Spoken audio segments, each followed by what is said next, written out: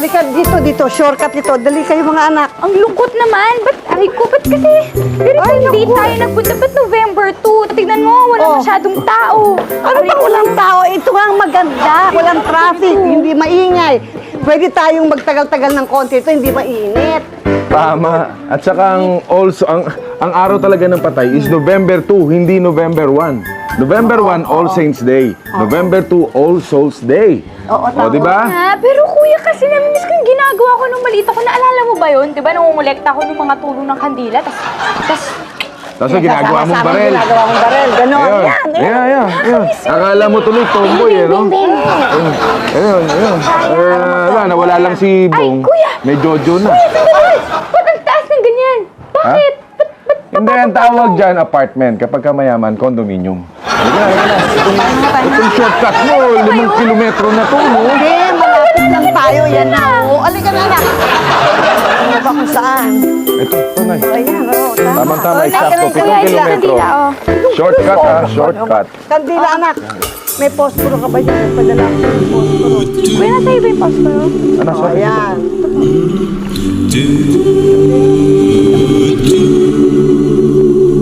Buti naman tumama yung ano.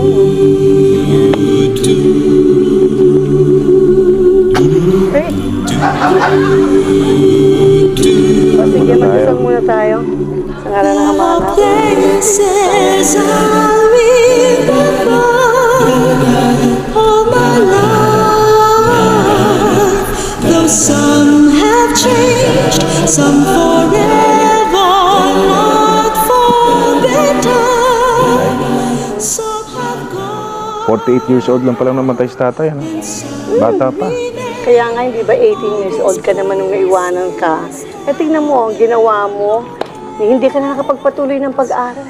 Pero ginawa mo naman lahat ng responsibilidad para sa amin, di ba? Oo naman, kaya lang... Happy na rin si tatay, no? Oo, at natutuwa rin naman ako, anak, dahil biro mo naman, hindi ka nga nakapag-aral, pero yung 3 mong kapatid, dinaos mo, ayan, ang bunso, para makapag-aral, no? Kaya dapat mag-aaral ka palagi, ha, Jit? Hirap ng kuya mo.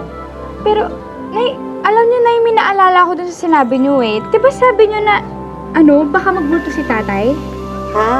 Oo nga. Bakit nga ba? Alam mo, nung araw pa ito noong pa, parang meron kaming mga pinag-uusapan na talagang, alam kong, importante sa aming dalawa. Alala ko yun eh.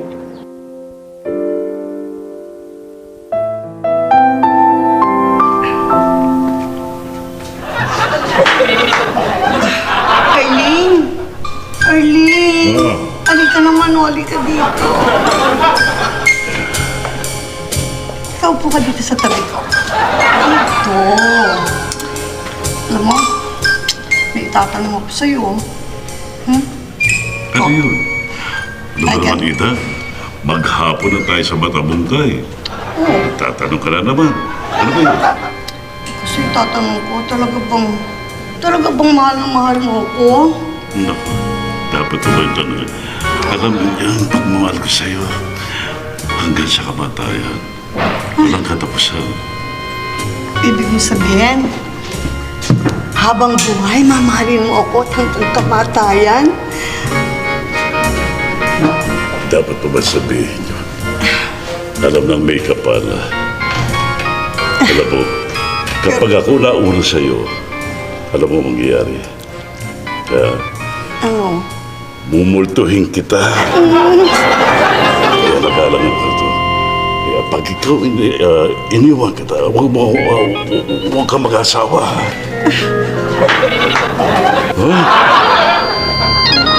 Kaya yun ang biruan namin ng tatay mo. Naku.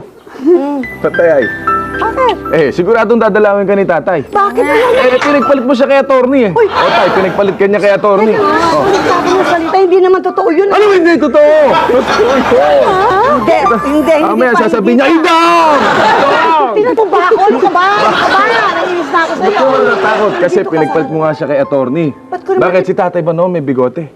Wala! Wala. Clean cut nga yung tatay mo. Clean cut. Ayun, tay. Yun ang dahilan. Dahil wala kang bigote. At si attorney may bigote.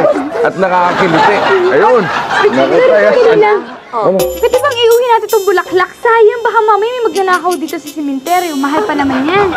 Grabe ka talaga. Uy, wait, sa tatay niya. Huwag ka makialam. Sige, ito na lang. Ayan na lang 3. Isa sa kwarto mo, isa sa kwarto ni Kuya, Hindi isa na, sa kwarto hindi mo. na, hindi po pwede yan. Sige. Ang gusto mo, si nanay, ito ibibigay na lang kay attorney. O, di ba? Bigay na lang kay attorney. Advance, dahil nakareserve na lang kay attorney. Grabe ka naman. Masyado naman. Dali, tayo na. Kayo po. Grabe ka naman. Sana yun na yan. Kayo talaga po. Konsumisyon. Idol,